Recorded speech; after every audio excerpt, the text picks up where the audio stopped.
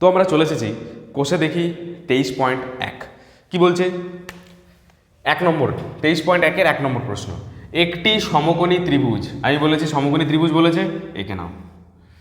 আর এই চ্যাপ্টারে তোমাদের সমকোণী ত্রিভুজ নিয়েই অঙ্ক, ঠিক আছে, এর বাইরে কিছু হবে না, এটাই অঙ্ক। আর সমকোণী ত্রিভুজের ক্ষেত্রে তোমরা কি জানো, এটা 90 ডিগ্রি হয়, ঠিক আছে, তার মানে কি এর অপোজিটে এটা অতিভুজ হয়। প্রশ্ন বলার আগেই এসব তোমাদের করে নিতে হবে। তাহলে একটা সমকোণী ত্রিভুজ, ঠিক আছে, এটা কি বলছে এ বি সি এঁকেছি, মানে এটার নাম এ বি সি। আগে থেকে নামকরণ করবে না, কারণ কোনটা এ কোনটা বি সেটা এখনো কনফার্ম নয়, একটু যখন পরে আরও বুঝবে তখন করতে পারবে। কি বলছে অতিভুজ এ বি, দেখো অতিভুজ আমরা কি জানি এইটা হবে, আর এটার নাম কি বলেছে এ বি, তাহলে নিশ্চয়ই এইটা এ হবে এইটা বি হবে, তাহলে অলরেডি এটা সি হয়ে যাবে, তাই না? তাহলে আমরা যদি এ বি সি এইভাবে করতাম অসুবিধা হতো।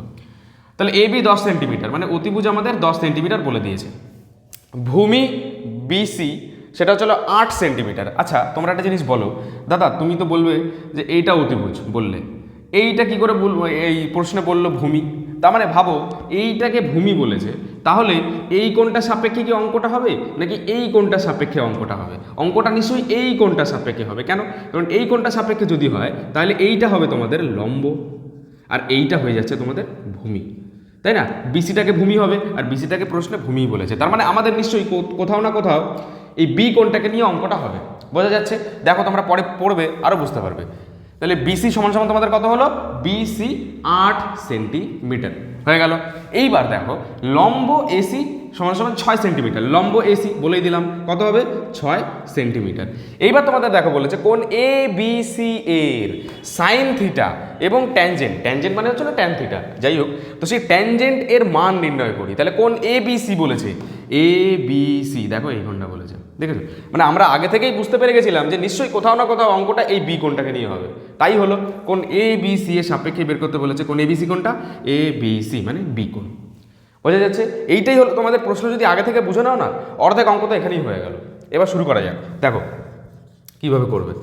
তো আমাদের বলেছে কোন এ বি সি এর কি বের করতে বলেছে, সাইন থিটা। আচ্ছা ঠিক আছে, তাহলে আমাদের কি বের করতে হবে, সাইন অফ কোন এ বি সি, তাই তো? তাহলে সাইন থিটার মানে কি জানি আমরা, লম্ব বাই অতিভুজ, তাই তো? তাহলে এই বি এ কোণের সাপেক্ষে আমরা কি বসাবো, আমরা সাইন থিটা বসিয়ে দিই লম্ব বাই অতিভুজ। এটা তো আমি প্রথম বোঝাচ্ছি, কিন্তু তোমাদের একবার এই জিনিসটা মুখস্থ হয়ে গেলে ডাইরেক্ট বসাবো। যাই হোক, তাহলে লম্ব কোণটা, কোন এ বি সি এর সাপেক্ষে লম্ব কোণটা এইটা 6 সেন্টিমিটার, তাহলে 6 বসাবো। অতিভুজ কোণটা 10 সেন্টিমিটার বসাবো, তাহলে কত হবে, 2 দিয়ে কেটে গেলে 3, 2 দিয়ে কেটে গেলে 5, তাহলে 3 এর 5, এটা কি হলো, সাইন কোণ এ বি সি হলো। এইবার আমরা বের করবো, কি বের করতে বলেছে, ট্যানজেন্ট, ঠিক আছে, মানে ট্যান, ট্যান কোণ এ বি, বি হবে এখানে এ বি সি সমান সমান কত হবে, তো ট্যান থিটা সমান সমান কি জানি আমরা, লম্ব বাই ভূমি, তাহলে লিখে নাও লম্ব বাই ভূমি, তাই তো?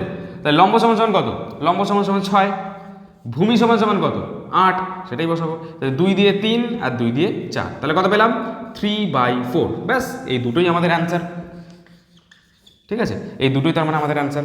বোঝা যাচ্ছে? আশা করি এই পর্যন্ত কারো কোনো সমস্যা নেই, যদি থেকে থাকে কমেন্ট সেকশনে জানাও।